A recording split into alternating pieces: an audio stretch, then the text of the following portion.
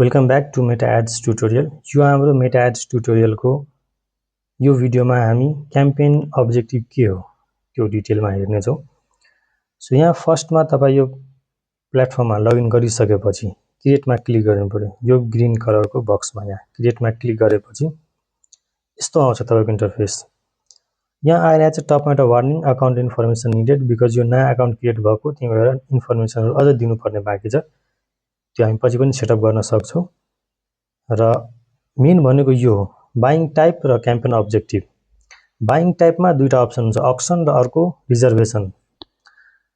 So auction भनेको के हो, तपाईं अक्सन सिलेक्ट गर्नुभयो भने मेटाले रियल टाइममा तपाईको यो एड रन गरेपछि रियल टाइममा बिड गर्छ। अब बिड किन गर्नु पर्यो, लेट्स से तपाईको एउटा भ्युअर, एकजना भ्युअर फोन युज गरिरहेछ, स्क्रोल गरिरहेछ र उसको फोनमा फिडमा एउटा एड उले देखिरहेछ। ठ्याक्कै उले स्क्रोल गर्दै जाँदा एउटा एड आयो। त्यो एड को लागि प्लेसमेन्ट एउटा थियो, भ्युअर एकजना थियो, तर त्यही ठ्याक्कै त्यस्तै एड रन गर्ने एडभर्टाइजर धेरै होला। तर मेटाले कसरी डिटरमाइन गर्यो कुन एडभर्टाइजरको एड देखाउने कुन युजरलाई, यो भनेको बिडिङले गर्दा हो। सो बिडिङको पार्टमा जहिले पनि अक्सन नै युज गर्नु पर्यो बिडिङमा जाने हो भने। अर्को अप्सन हुन्छ रिजर्भेसन। रिजर्भेसन सिलेक्ट गर्नुभयो भने यहाँ थोरै अप्सन आउँछ, अवेरनेस र एंगेजमेन्ट मात्रै आउँछ। र अक्सन सिलेक्ट गर्नुभयो भने धेरै अप्सन आउँछ। रिजर्भेसन भनेको के हो, रिजर्भेसनमा तपाई अलरेडी अगाडि नै रिजर्भ गरेर राख्नु पर्यो, प्लेसमेन्टहरु अगाडि नै रिजर्भ गरेर राख्नु पर्ने हुन्छ। तर हामी 99% केसमा अक्सन नै युज गर्छौं बिकज रिजर्भेसन धेरैले चाहिदैन, अक्सन नै चाहिन्छ, सबैले युज गर्ने नै अक्सन हो। सो अक्सन नै सिलेक्ट गर्नु यहाँ। त्यसपछि क्याम्पेन अब्जेक्टिभ हो, यो सबभन्दा इम्पोर्टेन्ट पार्ट हो क्याम्पेन अब्जेक्टिभ। 4-5 वटा यहाँ कुरा चाहिँ इम्पोर्टेन्ट क्याम्पेन अब्जेक्टिभ भित्र। फर्स्ट अवेरनेस, तपाईको यो क्याम्पेनको अब्जेक्टिभ के हो। इफ अवेरनेस क्याम्पेन हो भने अवेर मात्रै गराउनु छ भने अवेरनेस सिलेक्ट गरेर त्यसपछि कन्टिन्यू गर्नु पर्यो। र अवेरनेस सिलेक्ट गर्दा यहाँ आइराछ गुड फर के को लागि हो, रिच, ब्रान्ड अवेरनेस, भिडियो भ्युजहरुको लागि राम्रो हो यो। सो तपाईको रिक्वायरमेन्ट के हो, यो एड किन रन गर्दै हुनुहुन्छ तपाई, अवेरनेस हो भने अवेरनेस यहाँबाट सिलेक्ट गर्नु पर्यो। इफ ट्राफिक हो भने ट्राफिकमा के हुन्छ, तपाईको कुनै एउटा ल्यान्डिङ पेज होला, व्हाट्सएप होला, फेसबुक पेजहरु होला, कुनै डेस्टिनेसनमा बल्कमा ऑडियन्सलाई दिने काम गर्छ मेटाले। सो ट्राफिक हो भने ट्राफिक, ल फर एक्जाम्पल मेरो नयाँ बिजनेस छ, मलाई नयाँ वेबसाइटमा ट्राफिक चाहिन्छ, नयाँ बिजनेस पेजहरु छ, त्यो पेजमा ट्राफिक धेरै चाहिन्छ, त्यसको लागि म ट्राफिक युज गर्छु।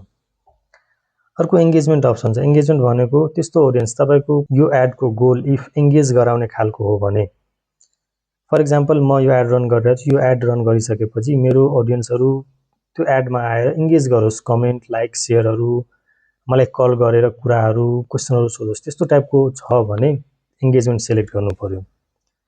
अर्को लीड्स, इफ लीड कलेक्ट गर्नु तपाईको गोल हो भने, लीड भनेको के हो, पोटेन्शियल कस्टमरको डिटेल्सहरु। इफ तपाईको रिक्वायरमेन्ट नै लीड कलेक्ट गर्ने हो भने यसरी लीड अब्जेक्टिभ यहाँ सिलेक्ट गर्नु पर्यो। अर्को छ एप प्रमोसन। एप प्रमोसनमा मेनली एप इन्स्टलेसनको लागि कुरा हुन्छ। एप्लिकेसन तपाईको छ फोनमा, एन्ड्रोइड एप होला, आइओएस को लागि एप, त्यो एपहरुलाई प्रमोट गर्नलाई एप प्रमोसन युज गर्नु पर्यो।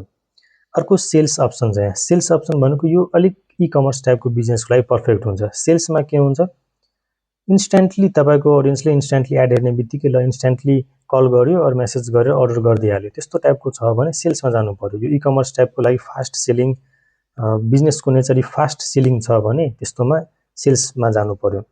तर अलि लङ टर्ममा सेल हुन्छ, मल्टिपल फलोअपहरु गरेर अलिक टाइम लाग्छ सेल गर्नलाई, त्यस्तोमा लीडमा जानु पर्यो।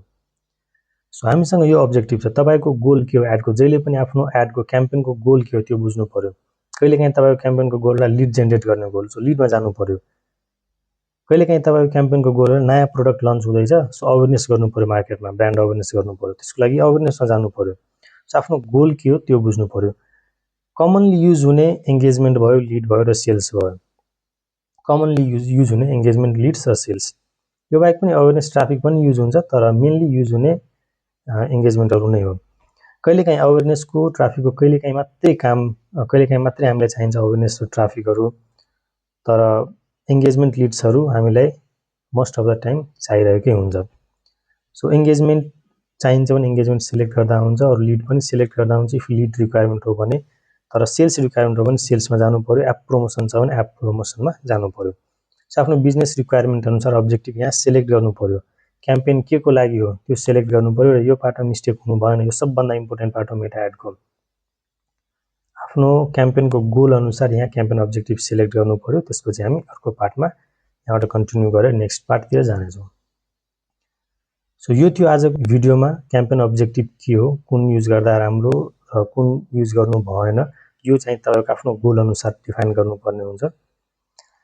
अबको नेक्स्ट भिडियोमा हामी क्याम्पेन अब्जेक्टिभ सिलेक्ट गरिसकेपछि के अप्सन छ, एड कसरी क्रिएट गर्ने, कसरी सेटअप गर्ने, एभ्रिथिङ हामी हेर्नेछौँ। सो स्टे ट्युन, फलो गरेर राख्नुहोस्।